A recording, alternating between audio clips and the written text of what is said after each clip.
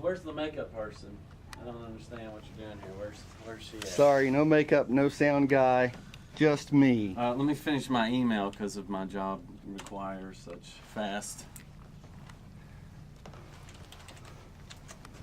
That's right, email. That's what MIS is all about, right? Mail information systems. Okay, so what are we doing here? When did you graduate? I graduated with my MIS degree in 1998, and from there I went on. I stayed here at Marshall. I went actually with that MIS degree.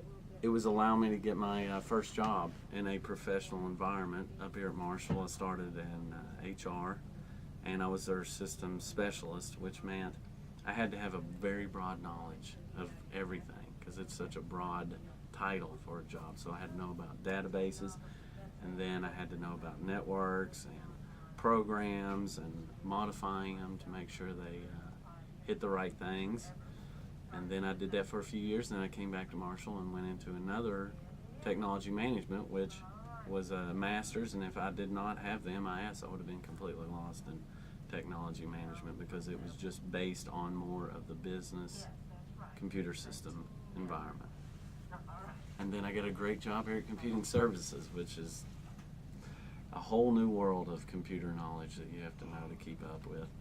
And the thing about MIS that has allowed me to do the things that I've done and has made me attractive in the job market specifically is the reason you go to school is because it combines that business and it combines that computer systems knowledge, and it gives you such a wide base that when somebody can come up to you or in a job interview and ask you questions, you have knowledge of it. And in that time that you're taking it, technology is going so fast that you're starting to develop the tools and the methods of understanding that change and understanding where, how quickly it can change and how quickly you got to be on top of it or you're going to be left behind.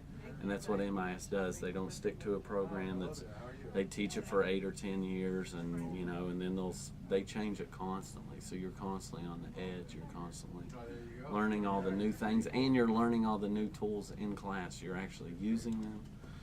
And another great part about that business and computer mix is that because you're in a business school, you're learning interpersonal skills, and it's so important. And MIS teaches that very well. You're not just sitting there in a cubicle learning code or learning how a computer works. You're actually working with groups, you're working with teammates, and you're learning to communicate with and get your points across to other people that can be completely different backgrounds than you.